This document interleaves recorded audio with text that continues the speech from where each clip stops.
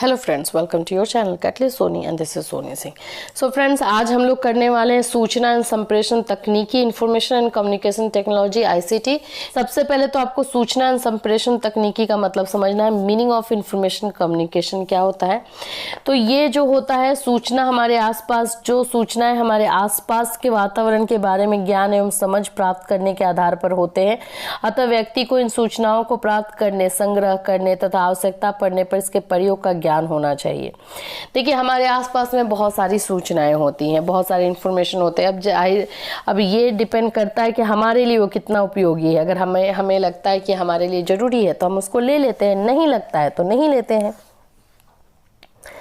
इस प्रकार की गतिविधियां सूचना तकनीक यानी इंफॉर्मेशन टेक्नोलॉजी है, परंतु संप्रेषण की कला के बिना सूचनाओं की प्राप्ति एवं उपयोग अधूरा है। संप्रेषण एक द्विमार्गी क्रिया है जिसमें विचारों, विश्वास एवं सूचनाओं को दूसरों से बांटते हैं। पहले तो संप्रेषण होता क्या है? संप्रेषण का मतलब होता है कम्युनिकेशन, मतलब कि जो सूचनाएं हमारे आसपास में फैली हुई है उसको हम एक जगह से दूसरे जगह पहुंचाएं। तो ये जो क्रिया कम्युनिकेशन की होती है, जो संप्रेषण कहलाता है, ये द्विमार्गी होती है, यानी दोनों तरफ से होती है। अगर आप मुझे कोई सूचना दे रहे हैं, कम्युनिकेट कर रहे हैं, तो जाहिर सी बात है कि उसको मैं ले रही हूं तभी तो दे रहे हैं। अगर मैं नहीं लूंगी तो आप कैसे दोगे? तो ये इसीलिए इसको बोला जाता है, ये टू वेज होता है, एक वे का नहीं होता है। अगर आप मुझे जो सूचना नहीं सुननी है आप मुझे देंगे तो मैं बिल्कुल नहीं सुनूंगी, वहां से इग्नोर करके निकल लूंगी, तो वो सूचना कंप्लीट, वो कम्युनिकेशन नहीं हुआ, वो संप्रेषण नहीं हुआ। सूचना तो थी लेकिन उस सूचना में मैं इंटरेस्टेड नहीं थी तो मैंने वो नहीं लिया, तो संप्रेषण नहीं कहलाएगा। संप्रेषण वही होता है जहां पे दोनों तरफ से जो है एग्रीमेंट होता है किसी भी सूचना को आदान प्रदान करने के लिए। तो ये दोनों चीजें आपको कंप्लीट हो गई होंगी, सूचना एंड संप्रेषण। देखिए, सूचना एक स्रोत एवं ग्राह्य के मध्य आदान प्रदान होता है जिसमें ज्ञान की वृद्धि, समझ एवं उसके उपयोग में सहायता मिलती है। इस प्रकार ज्ञान को प्राप्त करने की क्रिया में सूचना एवं संप्रेषण दोनों ही आवश्यक है। अगर आपको नॉलेज चाहिए, हम जब कम्युनिकेशन करते हैं तो जो हमारा संप्रेषण होता है तो उसमें ज्ञान बढ़ता है, हमारा समझ बढ़ता है।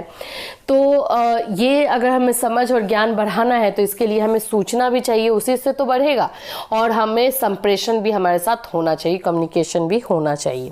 तो दोनों चीज़ों की ज़रूरत हमें पड़ती है। अतः सूचना एवं संप्रेषण तकनीकी वह तकनीक है जिसके द्वारा सूचनाओं को शुद्ध एवं प्रभावी रूप से जो है में प्राप्त करने, संग्रह करने, प्रयोग करने, निरूपित करने तथा स्थानांतरण में सहायक होती है। इसका उद्देश्य प्रयोगकर्ता के ज्ञान, संप्रेषण कौशल, निर्णय क्षमता तथा समस्या समाधान क्षमता को बढ़ाना है। ठीक है, चलिए अब हम आते हैं आधुनिक सूचना एवं संप्रेषण तकनीक। इसमें कौन कौन सी चीज़ें जो हैं अभी हम यूज़ करते हैं, जो हमारा इंफॉर्मेशन को देने के लिए हम यूज़ होता है, कौन कौन सा तकनीक है, कौन कौन सी टेक्नोलॉजी है।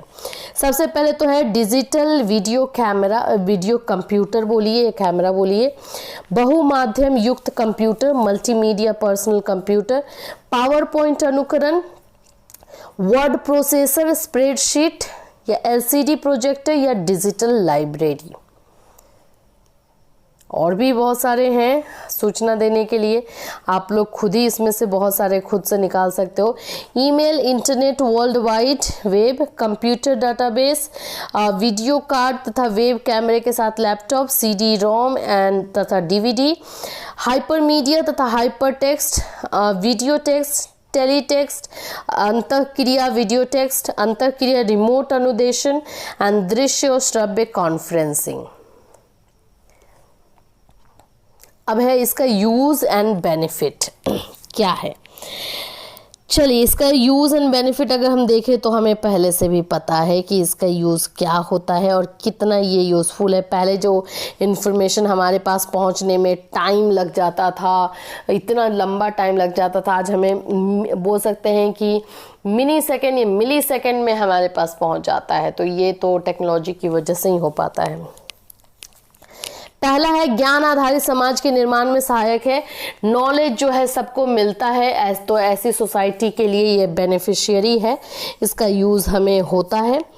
दूसरा है छात्रों का व्यक्तिगत विकास होता है। बहुत सारी ऐसी चीजें हैं जो स्टूडेंट्स का जो है विकास करते हैं। जैसे अभी का अगर हम बात कर ले तो ये कोरोना पेंडेमिक में सबसे ज़्यादा जो इम्पोर्टेंट रोल प्ले किया, टेक्नोलॉजी नहीं किया है, कम्युनिकेशन नहीं किया है, जिससे कि स्टूडेंट्स जो है बहुत कुछ सीख पाए हैं, उनका जो है डेवलपमेंट हो पाया है।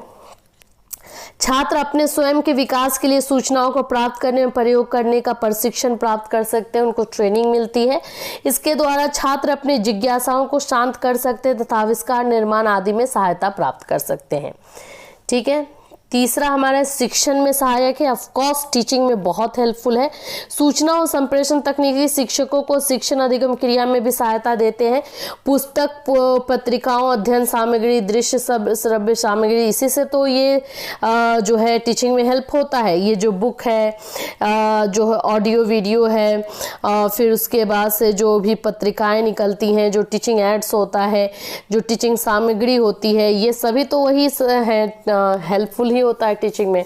और ये सभी के सभी जो है आप बोल सकते हो कि इंफॉर्मेशन देने वाले ही होते हैं। परामर्श देने में सहायक है। हेल्पफुल इन काउंसलिंग, परामर्श देने के कार्य में भी सूचना एवं संप्रेषण तकनीकी सहायक होती है। अपेक्षित शैक्षिक, व्यावसायिक तथा व्यक्तिगत परामर्श देने में सूचना के स्रोतों को प्राप्त करने में यह परामर्शदाताओं को सहायता पहुंचाता है। रिकॉर्ड की हुई इलेक्ट्रॉनिक सामग्री के द्वारा वे छात्रों के शैक्षिक स्तर, रुचि, अभिरुचि और व्यक्तित्व की अन्य विशेषताओं के बारे में जान सकते हैं। तो ये हुआ। छात्र केंद्रित शिक्षण में सहायक है। मतलब चाइल्ड सेंटर्ड जो एजुकेशन होता है उसमें हेल्पफुल है। शिक्षण अधिगम प्रक्रिया के स्वरूप में परिवर्तन है। जो पहले से हमारा टीचिंग लर्निंग चला आ रहा था उसमें जो है बोल सकते हैं नयापन दिया जा रहा है। नयापन इसकी वजह से ही मिलता है।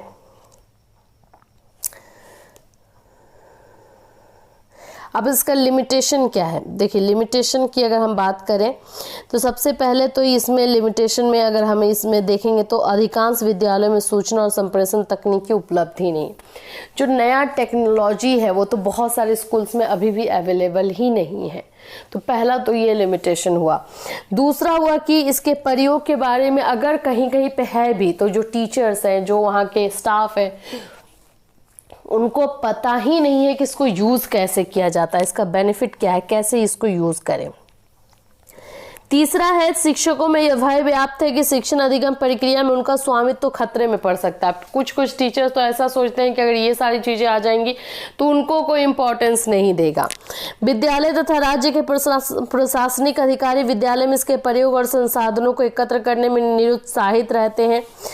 विद्यालय का पाठ्यक्रम, परीक्षा पद्धति, मूल्यांकन पद्धति आदि सूचना एवं संप्रेषण तकनीकी के प्रयोग के अनुकूल नहीं है। शिक्षण प्रशिक्षण संस्थाओं में सूचना एवं संप्रेषण तकनीकी के प्रयोग से संबंधित ज्ञान, कौशल, अभिवृद्धि, रुचि आदि के विकास का प्रयास नहीं किया जाता है। तो ये सारी जो है लिमिटेशन है, सीमाएं हैं। अब हम देखेंगे कंप्यूटर का यूज़ भी बहुत ज़्यादा होता है। देखिए, ये क्वेश्चन आता नहीं है लेकिन मैं इसको बता दे रही हूँ, मे बी आ जाए क्योंकि ये इंफॉर्मेशन टेक्नोलॉजी का है पार्ट, ICT, तो आ भी सकता है। तो इसमें देखिए इस तरह से आपको पिक्चर बना करके दिखाना है और इस पिक्चर में आपको दिखाना क्या है मैं आपको बता देती हूँ। 3 तरह से जो है कंप्यूटर काम करता है। पहला तो होता है इनपुट प्रणाली, जिसमें कि हम जो भी चीज़ें, जो डेटा होता है वो डालते हैं। दूसरा होता है केंद्रीय कार्य प्रणाली, जो सेंट्रल प्रोसेस होता है जिसको हम CPU बोलते हैं, वो उसी में सब कुछ जाता है। और उसके बाद रहता है आउटपुट प्रणाली, जो हमें सिस्टम के थ्रू, मॉनिटर के थ्रू देखने को मिलता है या प्रिंटर से हमें निकलता है। तो ये 3 तरह से जो है कंप्यूटर काम करता है। ये तीनों को पिक्चर के थ्रू दिखा देना है। कंप्यूटर की इनपुट प्रणाली वह प्रणाली है जहां से जानकारी या आंकड़ों को अंदर कंप्यूटर में भेजा जाता है। ये जानकारी 2 प्रकार की हो सकती है, कंप्यूटर को निर्देश तथा आंकड़े, या कंप्यूटर को निर्देश कंप्यूटर प्रोग्राम के माध्यम से दिए जाते हैं। ठीक है, तो ये इनपुट प्रणाली हुआ। दूसरा हमारा है केंद्रीय यानी कि सेंट्रल प्रोसेसिंग सिस्टम। तो इसमें क्या है, कंप्यूटर की दूसरी महत्वपूर्ण प्रणाली केंद्रीय कार्यवाही प्रणाली है। यह प्रणाली जो है, जो हम भेजे हुए रहते हैं वो उसको प्रोसेस में लेता है, उसमें जो है प्रोसेस चलता है, इसीलिए इसको सेंट्रल प्रोसेसिंग सिस्टम बोलते हैं। अब हमारा है आउटपुट प्रणाली। तो इसमें क्या होता है, कंप्यूटर द्वारा प्राप्त आउटपुट यानी कि जो दिया गया है उसको प्रोसेस में ले करके अब वो निकालता है, जिसको हार्ड कॉपी बोलते हैं, जो आपको प्रिंटर के थ्रू मिलता है, जो स्कैनर के थ्रू मिलता है। तो ये जो चीज़ें आउटपुट प्रणाली के तहत है। कंप्यूटर का शिक्षा में यूज़ क्या क्या हो रहा है, तो बहुत ज़्यादा ही है। अभी तो हर जगह पर भी, जैसे आप पढ़ाई भी कर रहे हो तो कंप्यूटर के थ्रू ही आपका हो रहा है, या फिर आप मोबाइल के थ्रू बोलिए। तो ये है, इसमें क्या क्या है आगे हम देख लेते हैं। सबसे पहले तो है कि द सब्स्टिट्यूट मोड है टीचर का, शिक्षक के प्रतिस्थापक के रूप में है। अगर कहीं पे टीचर नहीं अवेलेबल है तो कंप्यूटर हमें हेल्प करता है। अनुकरणीय प्रयोगशाला के रूप में है, स्टिमुलेटेड लेबोरेटरी मोड में है। अब हम ये पूछेंगे कि ये भाई टीचर का प्रतिस्थापक कैसे है। तो ये देखिए, अभी जैसे कि मैं ही आप हूँ, तो मैं अभी आपके सामने फिजिकली तो नहीं प्रेजेंट हूँ, तो आप क्या करते हो कि मेरे वीडियोस को जो है मैं रिकॉर्ड करके देती हूँ, उसको आप जब मन करता है तब देखते हो, राइट। तो यही हुआ ना, सब्स्टिट्यूट हुआ। टीचर आपके पास नहीं है, लेकिन टीचर के द्वारा दिया गया जो वीडियो है वो आपके पास है, जो कि आप देख सकते हो। तो ये होता है प्रतिस्थापक, यानी कि वो प्रोग्राम ऐसा किया हुआ रहता है कि वो जो है टीचर को रिप्लेस कर सकता है, लेकिन बनाया हुआ टीचर के थ्रू ही रहता है। बट उसको जब टीचर अवेलेबल नहीं है तो आप इसको यूज़ कर सकते हैं, इसलिए इसको सब्स्टिट्यूट बोलते हैं। फिर है अनुकरणीय प्रयोगशाला के रूप में, मतलब कि ये एक तरह से आप बोल सकते हो कि लेबोरेटरी के रूप में भी काम करता है। बिल्कुल काम करता है, सारा डिटेल तो उसमें दिया ही रहता है, हम उसको प्रैक्टिकल करते हैं, तो इस तरह से लेबोरेटरी के रूप में भी काम करता है। अब इसके साथ एक क्वेश्चन आता है, इंटरनेट क्या है। तो इसमें हम देखेंगे, इंटरनेट वस्तुतः एक कंप्यूटरकृत नेटवर्किंग सेवा है जिसको सूचना संसार के आधुनिकतम तीव्रतम माध्यम से रूप से जाना जाता है। कंप्यूटर आपने समझ लिया। अब कंप्यूटर तो समझ गए, लेकिन कंप्यूटर से अगर हमें पढ़ाना है तो आपके पास कैसे भेजे, जो आके आप सामने हो नहीं, पास में हो नहीं, और आप इतने दूर हो तो आपके पास भेजना है। तो इसके लिए हम किसका यूज़ करते हैं, इंटरनेट का। इंटरनेट कोई ऐसा स्थान नहीं है जहाँ कर्मचारी या इमारत है। वास्तव में यह तो विश्व भर की व्यक्तियों के सामूहिक प्रयास एवं कंप्यूटर के जुड़ाव का एक प्रयास भर है। इंटरनेट की सामान्य सेवाएं कौन कौन सी है, तो ईमेल है, हम इलेक्ट्रॉनिक मेल करते हैं, लेटर लिखना जो बोलते हैं तो इलेक्ट्रॉनिक वे में होता है। FTP है, फाइल ट्रांसफ़र प्रोटोकॉल वाला है। FTP एक इंटरनेट सॉफ्टवेयर टूल है जो कि एक कंप्यूटर से दूसरे कंप्यूटर को फाइल भेजा जाता है। उपभोक्ता समूह या समाचार समूह है, ये समान अभिरुचि वाले बहुत से इंटरनेट उपभोक्ताओं को संदेश भेजने का एक तरीका है। इंटरनेट रिले चैट का चैट समूह है, इसमें जो है चैट किया जाता है, बहुत सारे लोग एक साथ बात कर सकते हैं, रिप्लाई मिलता है। फिर है WWW यानी वर्ल्ड वाइड वेब है। तो ये सारे जो है इंटरनेट के आपके बोल सकते हो कि चीज़ें हैं। अब इसमें जो है एजुकेशन में क्या लाभ है, बहुत बड़ी संख्या में जानकारी छात्रों के लिए उपलब्ध हो जाती है। ईमेल के माध्यम से छात्र अध्यापक एवं छात्र विशेष की बीच की दूरियां समाप्त हो जाती है। तो इंटरनेट सभी को अधिगम के समान अवसर प्रदान करता है। इंटरनेट समय की सीमाओं को समाप्त कर देता है। अब जैसे मान लीजिए आप स्कूल या कॉलेज में जाकर के क्लास लेना होता तो 10 बजे जाना है तो 10 बजे ही लेते, लेकिन ये हमारे वीडियो के माध्यम से या फिर हमारे क्लास के माध्यम से आपको जब टाइम मिलता है तब उसको देख पाते हो। तो ये आपके अनुकूल जो है आपको पढ़ाई देता है इंटरनेट। अब आइए टेली कॉन्फ्रेंसिंग देखते हैं, ये क्या है। टेली कॉन्फ्रेंसिंग एक ऐसी प्रक्रिया है जिसमें बहुत से लोगों या मशीनों के मध्य जो एक दूसरे से दूर होते हैं, सूचना का दूर संचार प्रणाली के माध्यम से आदान प्रदान होता है। मतलब सूचना का आदान प्रदान होता है जो लोग बहुत दूर दूर बैठे हैं। टेली कॉन्फ्रेंसिंग यानी कि हम टेलीफोन पे करें, हम देख नहीं सकते हैं, सिर्फ हम आवाज़ सुन सकते हैं, बस इतना समझिए, ठीक है। टेली शब्द का अर्थ है दूर और कॉन्फ्रेंस का अर्थ है चर्चा करना। तो दूर से चर्चा करना हो गया। टेली कॉन्फ्रेंसिंग के माध्यम से दो या अधिक स्थानों पर स्थित लोगों के मध्य संबंध स्थापित हो जाता है।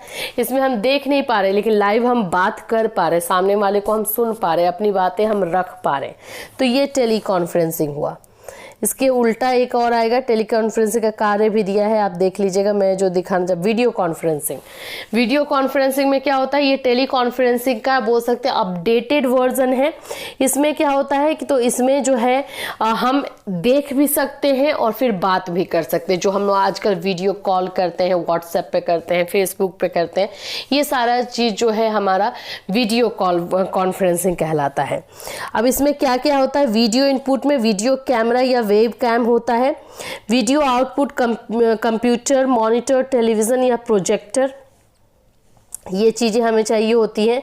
फिर उसके बाद होता है audio input, microphone, CD player, cassette player या अन्य कोई अन्य डिवाइस जो कि हमें चाहिए होता है। ऑडियो आउटपुट चाहिए होता है, डेटा परिवर्तक चाहिए होता है, analogue and digital telephone network चाहिए होता है। तो ये हम सब जानते हैं, प्रैक्टिकल आप करते हो तो इसको आप खुद से भी लिख सकते हो, इसमें क्या क्या चीज़ चाहिए, कैसे ये टेली कॉन्फ्रेंसिंग जो है वीडियो कॉन्फ्रेंसिंग से अलग है, ये सारी चीज़ें, ये तो रियलिटी से जोड़ने वाली चीज़ हो जाती है। फिर उसके बाद से हमारा जो आता है वो है डेडिकेटेड प्रणाली। इसको थोड़ा समझिए, ये क्या होता है। इस प्रणाली में एक ही पैकेट में सभी आवश्यक उपकरण होते हैं। इसमें उच्च गुणवत्ता वाला रिमोट कंट्रोल चालित वीडियो कैमरा होता है जो कि इसे दाएं और बाएं या ऊपर नीचे तथा जूम किया जा सकता है। इसके अलावा इसमें कंप्यूटर और सॉफ्टवेयर हार्डवेयर आधारित कोडेक होता है। इसमें एक माइक्रोफोन, लाउडस्पीकर और वीडियो प्रोजेक्टर भी होता है। अब हम बोले डेस्कटॉप सिस्टम, तो हम सब जानते हैं कंप्यूटर को हम डेस्कटॉप सिस्टम बोलते हैं, जो कि जिसको हम इधर से उधर नहीं ले जा सकते हैं। तो ये होता है। तो इसमें जो है इस प्रकार के सिस्टम में सामान्य कंप्यूटर के साथ कुछ अन्य हार्डवेयर उपकरणों को जोड़ा जाता है, जिसमें कौन कौन सी चीज़ें होती हैं, कैमरा होता है, माइक्रोफोन, स्पीकर, ये सारी चीज़ें। शिक्षा के क्षेत्र में ये कैसे प्रयोग किया जाता है, वीडियो कॉन्फ्रेंस से विद्यार्थियों को 2 वे संप्रेषण में भागीदार बनकर सीखने का अवसर उपलब्ध कराता है। जैसे कि हम 4 बजे का जो क्लास लाइव लेते थे, तो हम आप समझिए तो वही होता था, आप मुझे देख पाते थे, पढ़ पाते थे, तो उस तरह से ये होता है। तो इसमें हम जो है स्टूडेंट्स को लाइव मौका मिलता है अपनी बात को दूर से दूर भी बैठे हैं लेकिन क्लास लेने का। तो ये एजुकेशन में एक तरह से हम बोल सकते हैं बहुत ज़्यादा जो है जागरूकता और बहुत ज़्यादा जो है रिवॉल्यूशन जो है वो आया हुआ है। इसमें जो है शिक्षक जब किसी काम से संस्थान से बाहर रहते हैं तो इसके माध्यम से कक्षा में उपस्थित हो सकते हैं। दूर संस्थानों के शिक्षकों को अतिथि के रूप में बुलाया जा सकता है। पहले इन ऐसे वे में होता था, लेकिन अभी आप इसका बेनिफिट ये भी लिख सकते हो कि जो कोरोना हुआ और कोरोना में जब फिजिकली मिलना जो है बैन था, वो बिल्कुल, ये आप नए तरीके से लिख सकते हो इसका आंसर, क्योंकि जब ये बुक बना होगा तब तो कोरोना था नहीं। तो जो नई चीज़ें हुई जिसमें कि हमें फिज़िकली मिलना मना था, कोरोना क्योंकि बढ़ता था, तो उसकी वजह से जो है हम कंप्यूटर का वीडियो कॉन्फ्रेंसिंग का यूज़ करते थे, जिससे अपनी पढ़ाई कंप्लीट करते थे इंटरनेट के थ्रू। तो ये सारी चीज़ें आप इसमें लिख सकते हैं। ठीक है, तो ये आप लोगों का आज का हुआ क्लास, और ये ज़्यादा लंबा नहीं है, मैं पहले ही आप लोगों को बता रही हूँ, ये शॉर्ट है,